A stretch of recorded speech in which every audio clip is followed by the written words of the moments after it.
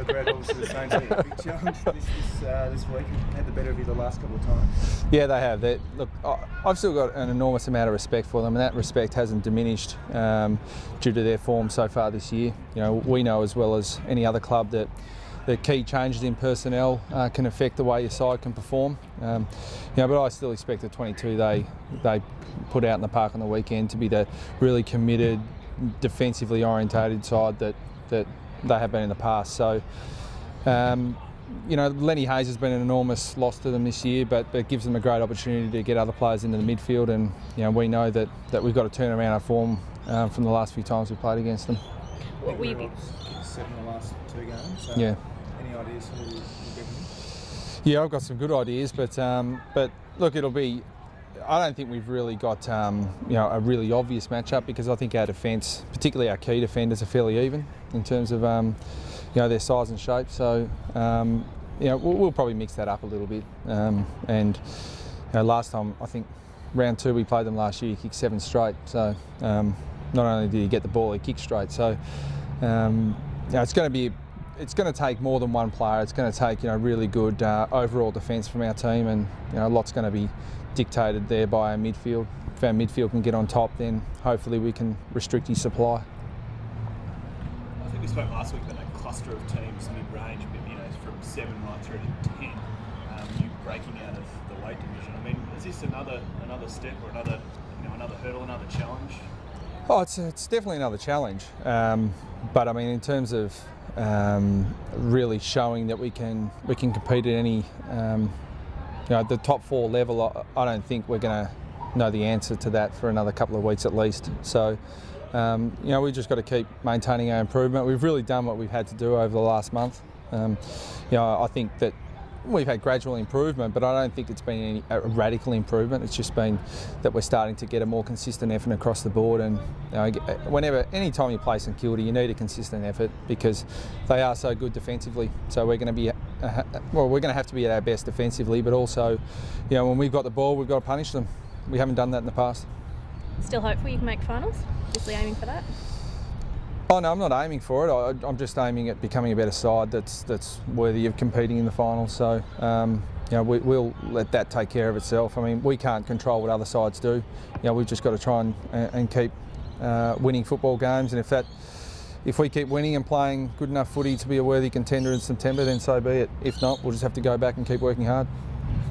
Any thoughts, Brad, of elevating someone from the rookie list with Sam Knight going down with the shoulder?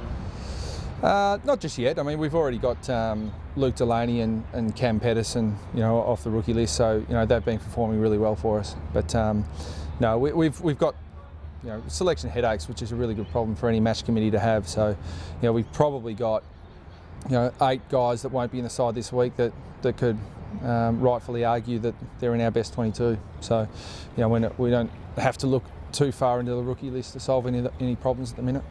Am I right locking Hansen missed the VFL last week? He just didn't pull up?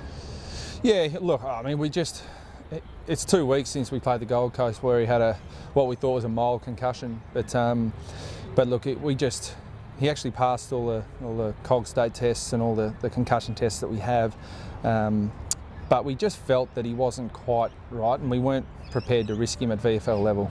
If it had been a senior AFL game and he'd come back into the side, we think he would have been capable to play, but we just didn't feel it was the risk reward was in our favour there, so we chose to leave him out. But he's right in the mix this week. Any local changes? Well, I think that's the challenge we've got. I mean, there are players that deserve their spot in the side. They're performing well at VFL level, but the question we have to answer is, do we change a winning formula? And the 22 that we've been putting out in the park the last few weeks have been getting the job done. So I think the formula we've got at the moment is working for us. So I think we'd probably prefer to stick with that formula rather than tinker with it. Goldstein had another outstanding game on the weekend. Is his improvement week to week continue to impress you? No, he's probably just starting to get the plaudits in the public, and probably in the media at the moment. We've always rated him very highly. we don't think he's any better this year necessarily than we did last year, because we had enormous hopes for him last year, and we knew that he was on a pretty steep development curve, and he's pretty much performed in line with our expectations. So yeah, he's playing very good footy, but we expected him to play that sort of footy this year.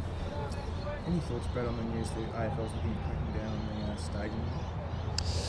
Well, I suppose they talked about that pre-season and it didn't really happen. So I think everyone's in favour of that, because one of the great things about our game is that it is a tough, brutal contact sport, and I think that when players genuinely get hurt, well, they go down. So I think it's pretty unsavoury when you see a player go down with what looks like a pretty serious injury, only to see him bounce up 2 seconds later. So I don't think should be a part of our game, and if the AFL want to crack down on that, they'd have North Melbourne's full support.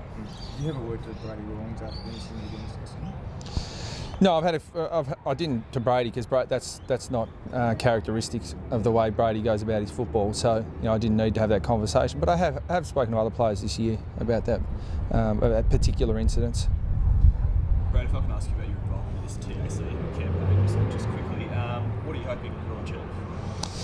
Oh, well, I think it's just a vitally important message to all young people aged between 18 and 25 that it's really tragic and incomprehensible that we lose the equivalent of over 3 footy teams worth of people in that age group due to road trauma. And it is incomprehensible that to us here at North Melbourne to think that we might lose one of our players to road trauma, and the majority of our playing list are between 18 and 25 years of age. So I hope the campaign really makes people start to think that how would they feel if they lost one of their mates in their footy team, to road trauma. Because if it happened here at North Melbourne, we'd be gutted. I mean, it would just be, as I said, incomprehensible. So, the campaign is really aimed around making people stop and think, and not only about themselves, but also about their mates. Also, hoon drivers, more specifically hoon drivers, is that emphasis as well, cracking down on that and trying to reinforce that message?